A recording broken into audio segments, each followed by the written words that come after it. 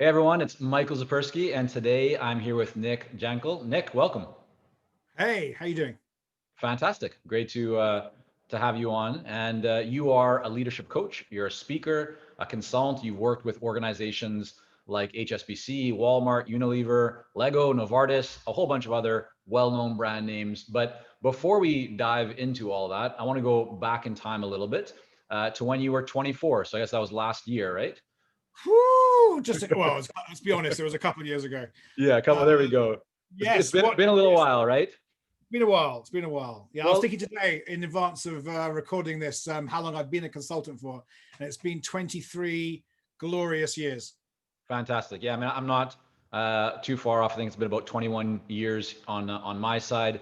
But going back to when you were 24, so you co-founded a company that grew pretty considerably, and you had very well-known clients like Disney and Diageo and the BBC, Microsoft, a whole bunch of others.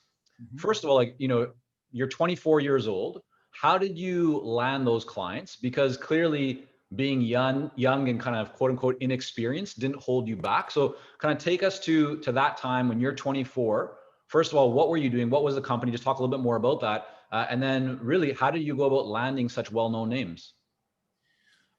So there was a moment in time where we launched this business, and it wasn't a massive strategic vision of how to build a business in this space. It just sort of happened. It was 1999, and the world was a bit crazy for technologically driven ideas. .com stuff was the meme, and so my relative youth, I'll say because I had a very amazing business partner. Our relative youth wasn't a problem. In fact, it was a benefit because we were of the moment. But we did have to catch up very quickly. So I was working in an ad agency, as was he, and I was a strategist. So I was kind of already a consultant, Hmm. but in a way that the company couldn't really monetize it because an ad agency doesn't really charge for the consulting piece. It gives it away for free, or it did anyway in those days. And we were being approached by lots of .coms saying that we've got 20 million. Can you do us a PlayStation, Wonder Bra, Nike, which are all the clients I was working on? And the agent didn't know how to deal with these people. They didn't have a customer proposition. They didn't have a brief. They didn't have a clear idea of their brand. They didn't have a brand architecture. They didn't have anything really. Just some money and even only a vague idea often, and some people running around in a warehouse, kind of pretending they're busy. And we went, hold on a minute. We should be creating the agency of the future, which is you charge for the thinking, the ideas, the creative strategy, and then you execute neutrally across, if it's PR, if it's whatever. And this is way ahead of its time because that's now more of a thing, but it's still not even really a thing. Hmm. And because it was technology, it was an area that people thought we could get away with it, basically. Right. But the agency didn't invest in us, but it gave us some space and some computers, which gave us a bit of breathing room and a bit of salary. So it was good, nice little spaciousness. But it soon became very clear that the agency network, one of the big agency networks, they own half the world. They thought we were essentially a digital agency, which they wanted us to be, and we knew we weren't that. We knew we were a strategy consultancy, like a McKinsey, but a creative strategy. So insight-driven, creative, innovative strategies for companies. Then the .com bust happened, and we had to pivot like a ballerina, and find a client base. And we hit up big companies who wanted innovation, and we forged ourselves as the innovation industry forged itself. And we were only one of a handful of innovation consultancies, and we just learned a hell of a lot along the way. Every day was just endless learnings. Still is And really, but definitely then.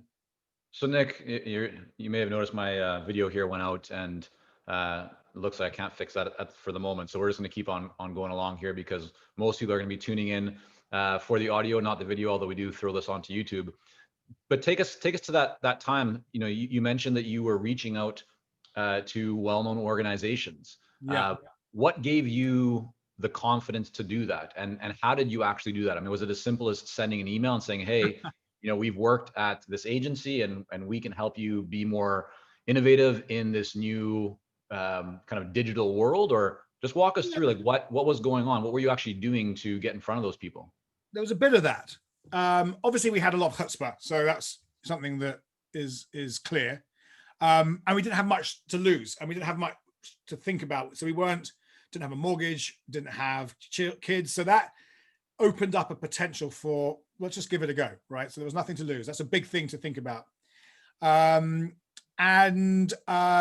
we definitely hammered on a lot of doors and mostly got no's, which is the general rule anyway, still is. Learned a lot about things, for example, timing, particularly with innovation.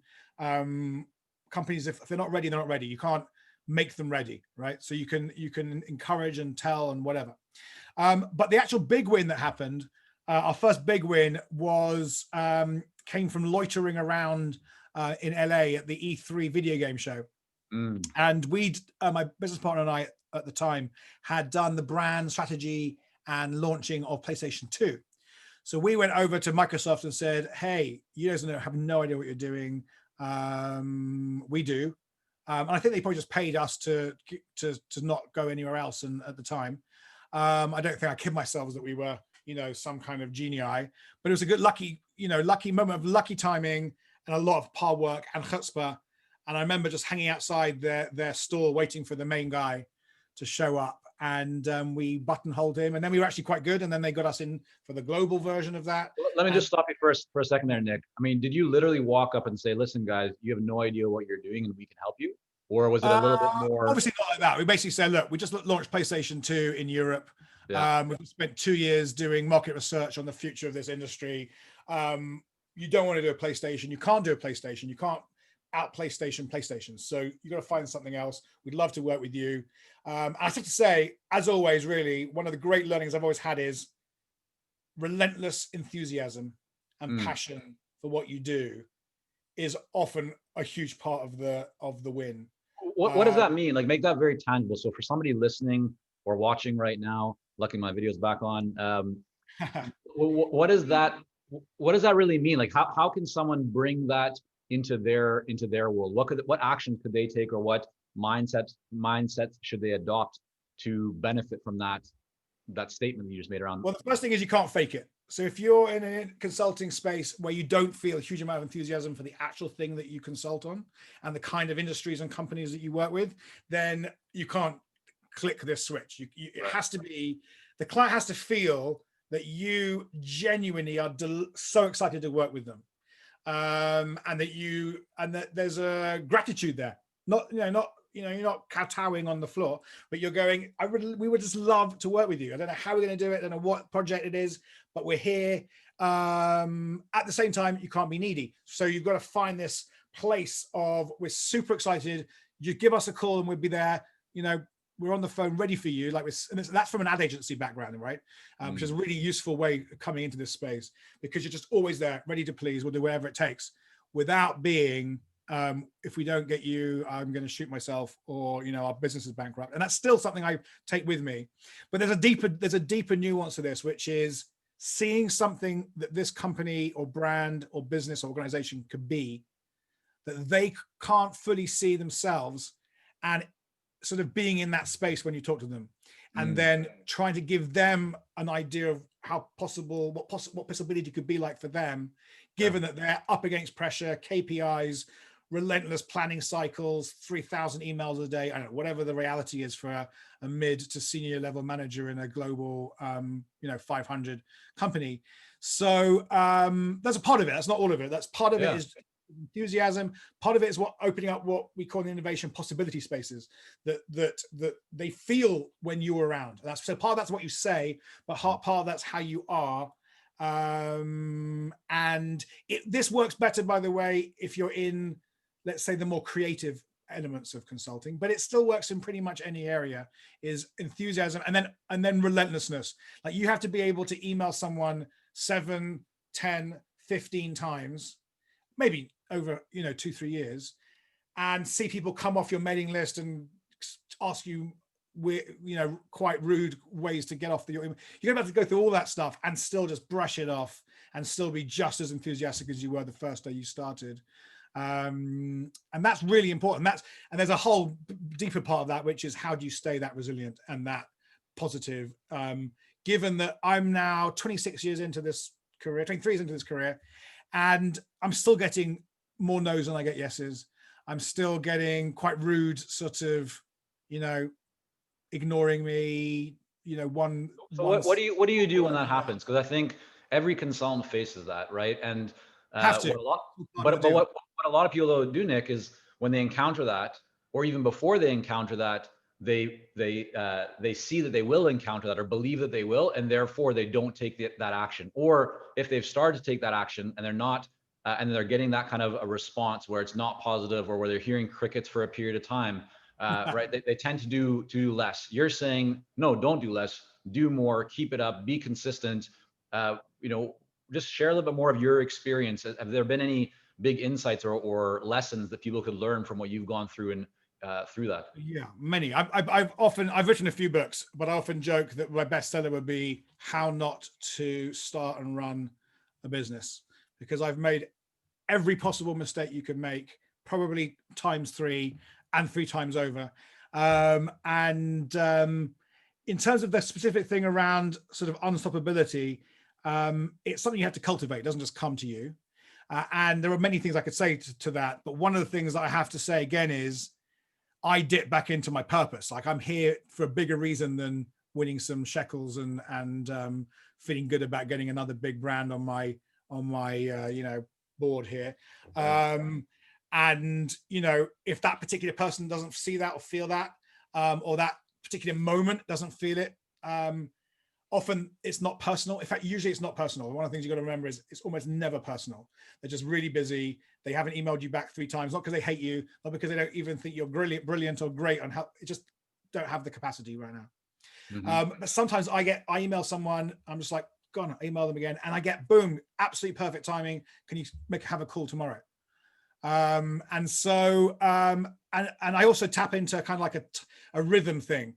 Like, if I'm on a day where I'm not feeling it myself, I'm not going to force myself, even though I had on my agenda to write an email newsletter, I'm not going to force myself to write it. I'll just put it back a couple of days, because I don't want to write from a place that isn't pizzazzy and, got my mojo, without faking it. I'm not trying to be inauthentically amazing all the time, because I also have moments of doubt and sadness and grief and challenge.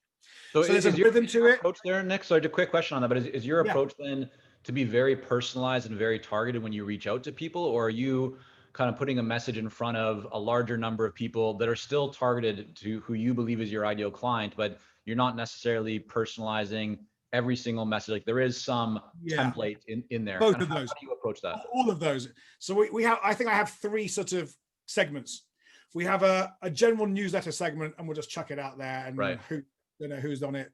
Occasionally you get someone going, oh, hello, haven't seen you for ages, or whatever. But some of those people come from my coaching and transformation and meditation stuff. So I really have no idea who's on it and whether it's any value at all. Then I've got a list of people who I send out emails, that they're actual emails, they're not newsletters. They come from my email address, but they are templated. Right. And I'm happy for people to know that, but it still says Dear John, because it's got a mail merge function. And then there's people who I tend to do one-to-one, like every now and again, how you doing, blah, blah, blah. But I've actually I'm merging those more back into that sort of mail merge version. So I've just sent out an email for this new leadership program to my sort of top 200 C-suite people I've worked with. And, a few people write back, and I then write back immediately, but with a more, less formal structure. And then next week I will email out to the same list, more of a kind of like, it looks like an afterthought email, like, oh, are you interested? Just checking in, Nick. Right. Even though they may know it's templated. Yeah. I think we're all grown-ups now. I don't think everything has to feel like absolutely personalized. But if I had the time, I would do a Dear John, how's it going at X? I see you in the news. But we're shifting model away from working into companies directly to buy us, to try and bring the people we want to come to me into our programs. haven't succeeded in that yet. So we're in the middle of a pivot.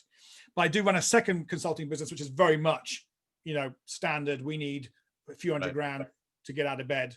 And that we still do very much personalized. But then we're talking about 50 people, who we're. So another question for you. You mentioned that one of the big things that's been really beneficial for you, and especially maybe in the early days, maybe still today, is the idea of sharing or providing or delivering new ideas, right, to companies that they may not even see themselves, right? We're adding a lot of value and kind of saying, hey, here's something innovative that I really think could work well for you. How do you strike that balance, or how do you think about giving away, that idea? Because this is something that I think a lot of, especially early stage consultants, or those that might have a bit of what I would call a bit of a scarcity mindset, might have, where they're really concerned about giving away too much. Does such a thing exist in your mind about giving away too much, or how do you think, or what have you found to actually work best when it comes to sharing new ideas that can help you to generate business, but not giving away quote unquote too much? I mean, I won't email someone and say, I think there's a business model for you in, coffee service delivery. Do you want to do a project? That's not the kind of thing I would do. I'd say, I think your company is amazing, ambitious, obviously. Particularly I run two consulting businesses. One is in leadership, and one is in sustainability, and I'm putting all my innovation stuff into that. So it's got a sustainability wrapper on it. And we will then say things like, your industry's really amazing, but also under a lot of headwinds, ... So yes, we will give away a lot. We'll send out relentless essays, blogs, keynote slides, but you won't get all the keynote slides, and you're not going to get deck upon deck and all the stuff that you can just take and then use. You're not going to get all of it. Right. And also realizing actually the idea isn't really everything. It's the journey that you go on with people that they're really paying for. Right. And in fact, ideas are cheap. I mean, anyone can have an idea for Uber, but not anyone can build an Uber. Right. And so I think I have got over myself a bit on the preciousness that I think I used to have. And I'm probably more generous than I used to be, but then my models also changed more. So what I'm hearing you say, Nick, and I think this is very aligned with the way that we approach things too. It's giving tremendous amount of value and content and ideas to people consistently. But of course, where people get the greatest value is not just from an idea or information. It's really about taking the right actions. And in order for them to take the right actions, that's where working with you, or in our case, when people come into our coaching program, we're working, specifically on where they are and their situation, and then dialing in the right strategies or the right steps for their, and that's really where the results come. That's kind of what you're saying, right? Definitely. I think there are at least 3 different types of consulting in the spaces that I work in. I think it's important for one to know which one you want to be in. And I've been in all of them. So I've talk about what those 3 are for a minute that you've seen. So I think you've got the kind of, I don't know how to say this politely, but the kind of like, we are the world leaders, masters of the universe in this area. You need us to essentially say yes to a idea so that everyone feels good about it. And that's kind of the big strategy houses, right? They don't always come up with the idea, but if I still hear clients say, well, McKinsey said we should do this. They gave us the, it's like, okay, so that's one kind of where they're coming to you to be the big swinging kahuna burger of that sectoral area, right? Right. I don't do that anymore. It's not my interest. But I do keynote speaking in that space. But then you're just buying me for a keynote. And I'll tell you about my vision of the future of healthcare, blah, blah, whatever. But I don't want to be, your guy to blame that on if you try it and it doesn't work. Then you've got like what I call the body shopping type consultancy, which is basically they don't have the bandwidth or the moxie to do it themselves, or can't be bothered, or having problems with resourcing or whatever. So they'll hire someone in, and then you're selling 300 days a year. And I don't do that either anymore. And then you've got what I do, which is kind of like process facilitation and sort of holding space for people, which is actually the hardest type. I think the most rewarding, because also they have the ideas and they do it all themselves anyway. So you're holding them. And we're definitely still learning how to charge for that, because it's not always obvious. And sometimes, but you have to be really clear where so it's kind of like, you're going to be super generous and then super boundaried at the same time. And actually, I'm a parent, so it reminds me actually of parenting, in that I want my kids to have loads of my time, loads of my goodness, all my juice. And there's a boundary. I'm now going into my bedroom. I don't want to be talked to for an hour because daddy needs to sleep.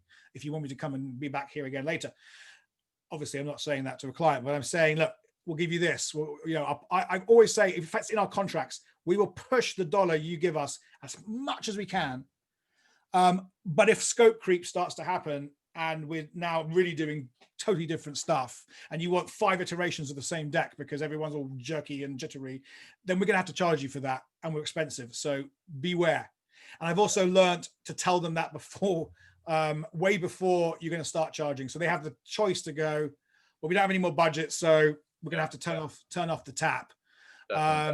It's just the more clarity you bring, the more you foresee what they are going to overspend and where they're going to be disappointed.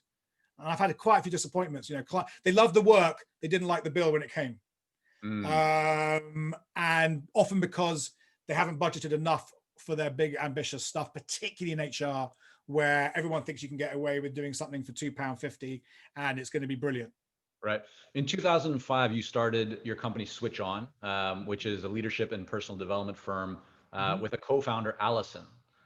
Tell us about kind of the decision, like why you decide to partner in that business as opposed to just doing something in that space by yourself. Great question. I've had 3 business partners in my life, and given a choice, I would always have a business partner. You don't always have that choice, right? If they're not there, there's no one there to be a business partner with. So actually in 2005, Alison was not in my world. She came into the business in 2010. I started it with another guy and then we got divorced. So I've had 3 business partners and 2 divorces, and they were both quite brutal divorces. I will say that. And both took a lot of pain and work to get to a place of friendship or almost friendship in, you know, that kind of way. I love having a business partner because, I mean, so many reasons, but when I'm on I can't do this, it's so too much. They're hopefully on come on, let's hammer away and go and hit on another 5 doors. And then when they're in, you're like, yeah, we can do this, you know. So right now I've got 2 business partners and 2 different companies, and it's amazing and also unbelievably hard work to collaborate elegantly with a business partner. Just talk a little bit more about that, Nick, and take us back to the 2 quote unquote divorces that you had, right? With the business partners, what went wrong that you're able to share, and what do you learn from that experience that looking back, you would say, yeah, now that I know about that, I would do things differently? Well, the first partnership was the innovation agency, and we didn't really have a huge purpose ambition at the beginning. We weren't really clear. We pivoted and moved, and we were growing up ourselves. You know, he was a few years older than me. We were both in our 20s. And so when the end came, we actually ended at an amazing peak. And we ended because I got burnt out. And in my burnout time off, I reflected and realized this wasn't the business I wanted to spend the rest of my life building. And if it wasn't, then I shouldn't be doing it now. And so I kind of broke the agreement by saying I'm out, or I'm out in this way because I'm done. And I never really wanted to help rich companies become richer. You know, I always wanted to be a doctor. I did a medical training. So I need to go work out what I do want to do. And it probably isn't this. And so that was already owning it fully. I broke the agreement that we were going to do this until whenever. Though we didn't really have that agreement, but it was an unwritten agreement. Right. And we were someone wanted to buy us, so we missed out on the big paycheck. And then there was a couple of bits of financial, finagling between us, a little bit and that probably was the bit that most obviously stuck. So what's the lesson there, Nick? Like, would it be to have a shareholder agreement? Would it be to make sure that things are documented? I think a shareholder agreement is really good, but don't get stuck on it at the beginning. Because you don't even know what business you're going to be in at the beginning. So there's no point spending hours. I mean, a good shareholders agreement takes days of time to design. You probably need to pay a lawyer. Both probably have to pay a lawyer, or 3 of you, whatever there is. So I wouldn't do it at the beginning, but I definitely would do it when you get to a point of maturity. I think more often communication about the long range, and more often communication about if things go wrong, you know, where are we going to be? What's the buyout? Is there a buyout? And some of that stuff you can't predict. There's no point having it in a shareholders agreement because you don't know if you're going to have 50 staff, 5 staff, no staff, 20 clients, you know, an order book from here till, you know, doomsday. But you certainly, I mean, I remember when I had coaching. I've had coaching pretty much the whole time through entrepreneurial life as a consultant. You mean I you remember yourself investing in a coach? Is that what you mean? investing in a coach, having Yep. a coach. Even now with my wife, Addison, who we co-run the business with, we have a woman who's a trained relationship coach and a family systems coach, a therapist, she's a therapist. But we use her as a kind of, whether it's husband, wife stuff or business stuff, and it's so intertwined, there's no point you, so we see her like every, I don't know, 6 to 12 weeks, depending on where we're at, just to help us unblock stuff. And, you know, so I would highly invest in that, particularly if you're a newbie. Entrepreneurial coaching is extremely useful. It helps you with confidence, helps you be ballsy, it helps you set crazy goals, but it also helps tidy up your wounds and deal with the pain of rapid growth. And so our coach said to us at the very beginning, listen, your success as a business will depend on how much you speak, how much you talk, you know, talk to each other. And that got me realizing we need to speak not just in the office, afterwards, you know, where you at today, what's going on, WhatsApp message, whatever. And I'm trying to do that now with both my business partners, who both obviously do things without me because they're full-time on each business. Mm-hmm. My newer business partner in the sustainability business, she's not used to that level of conversation, and also the openness of it in a business environment, like the more like the personal stuff, like I'm feeling a bit wounded about that, I'm a bit triggered by that, or something's coming up from something from my past, I don't know, whatever version of that people have got, right? And so I think she's learning that to be a good business partner in a fast moving business where, like this Friday, we're doing a virtual innovation workshop for a very large company, which we've never run before for them. We have to talk, there's stuff to talk about. And there's stuff to align on and little bits. Whereas in the old days, you'd sit there and go through every slide, you know, let's move that here. You know, we're trying to catch up on years of not working together, and we're both quite different. So, yeah, relentless talking, over communication. One of the things I tell my clients, it's hard to over communicate. Like the number of assumptions that get built into a simple conversation, a Slack message. You're like, what? You meant it, that thing from that bit of the Dropbox? You know, a 2-second call would have solved that. So one of the tips I will give people is sort of asymmetrical WhatsApp messages, as in you leave a message and then when they have time, they then listen and leave a message later on. And you might have some conversations about some boundaries around 24 hours or 12 hours or whatever. So that you're not always on the phone and yammering in people's faces when people are tired or got their own stuff to do, but you're constantly looping back on some of these assumptions. Did you like that call? Don't know if you liked it. I felt good about it. Well, yeah, whatever it is. Right. Nick, with everything that you're doing, because you know you are a visiting lecturer, you speak, you write books, right? You publish other content. Out of everything that you're doing, when it comes to your consulting or leadership offerings and driving business and driving revenue, what would you say has the biggest impact? If you could choose one area to focus to really, you know, drive more sales, drive more revenue, drive the growth of the business, what would be the one area that you would lean into? I'm going to be really annoying and say, I think these days, if you want to be that third type of consultant, where you're bringing people into a new reality and whatever that is, you have to do it all. You have to be doing keynotes, you've got to be at conferences, you've got to be writing Medium posts, then you've got to be also writing some thought leadership-y PDFs, I don't know, whatever they are, try and make them simpler than they used to be, don't have to be so big anymore. You've got to put out some memes, you've got to be on the Facebook or whatever version of that. And ultimately, if you want to be really good, you have to have a book. And it's just the reality is a book is the, one of my speaker bureau chiefs calls it, 21st century business card.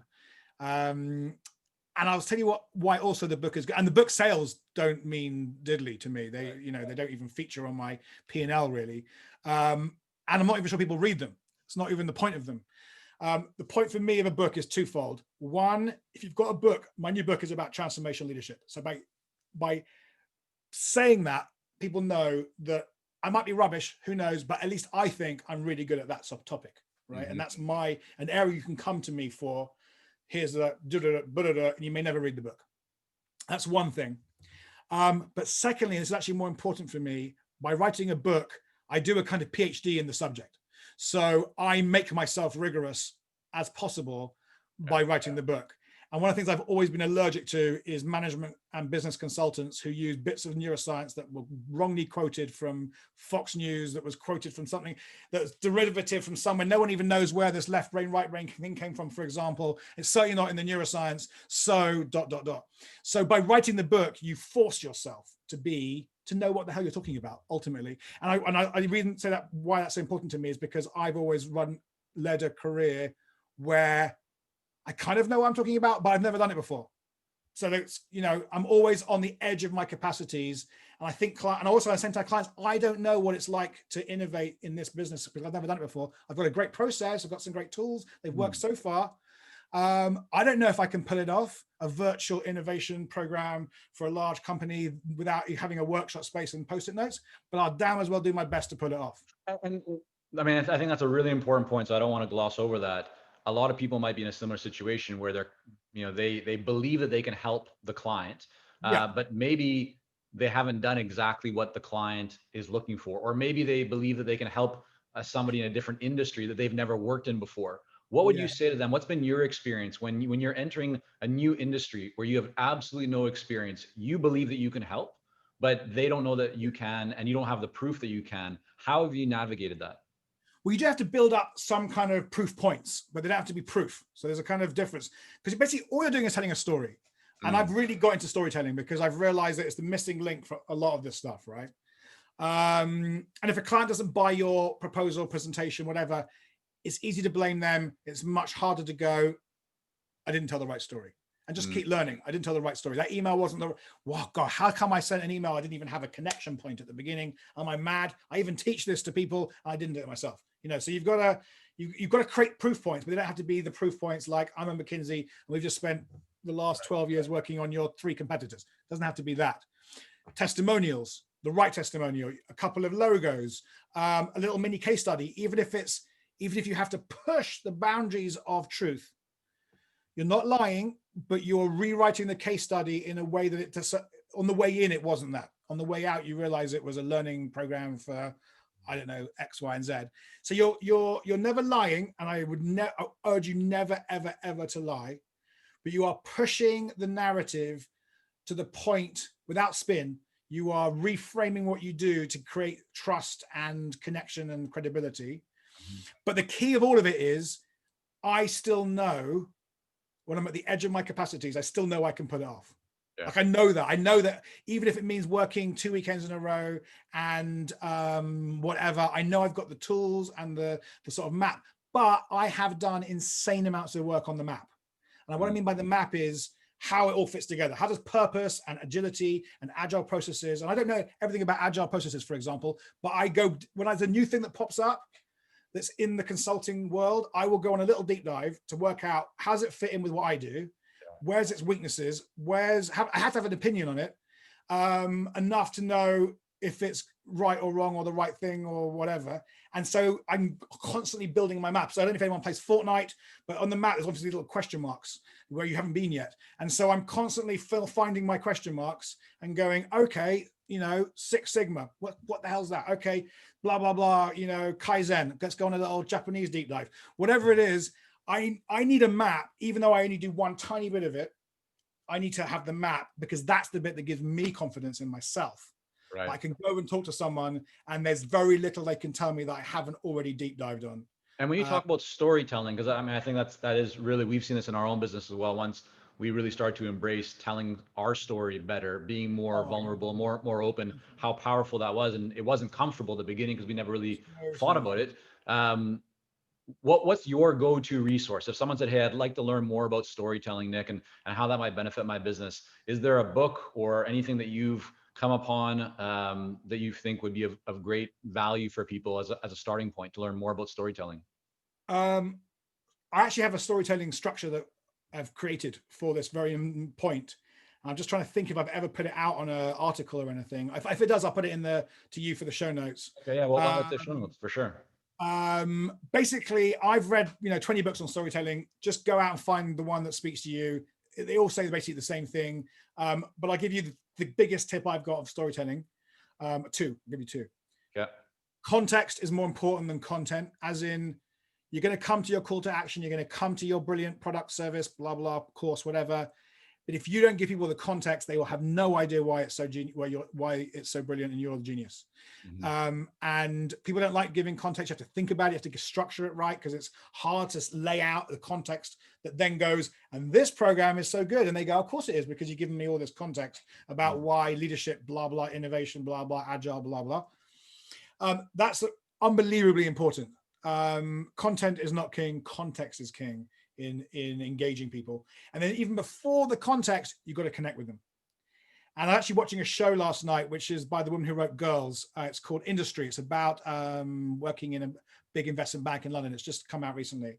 And this woman gives this junior grad a little sand timer and says, you can't talk about the pitch for whatever asset you're trying to sell until this timer's run out. That whole first bit has to be talking about golf, football, your wife, husband, blah, blah, whatever.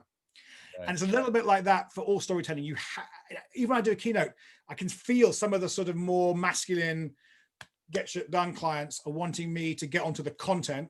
What's the genius you're going to drop into our company? It's going to unlock transformation.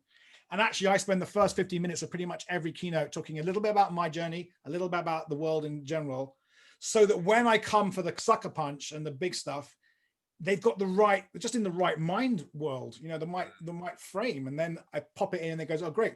Because if you just go straight to the bit, people often walk around going, he seemed good. She seemed smart. I like them. No idea why they think they're such a genius. Right. And then they walk away. They don't buy from you. Yeah. Right. And that's a tough lesson, because it takes design. It takes rethinking about, it takes reordering slides 20 times. It takes rewriting your LinkedIn profile 100 times. I mean, I still write mine every 3 months. I do I'm not saying religiously, but roughly every 3 months, I realize it's totally out of date of my own story of myself. Right. So I then rewrite it with who I am now. And I haven't changed, obviously, but my narrative about how all these dots come together make more sense to me every day that I'm living in this life. Right. Well, Nick, thank you so much for coming on. I want to make sure that people can learn more about you and your work and tap into that knowledge in an even deeper way. Where's the best place for them to go to learn more? I know you have a couple of different businesses. Where should they start?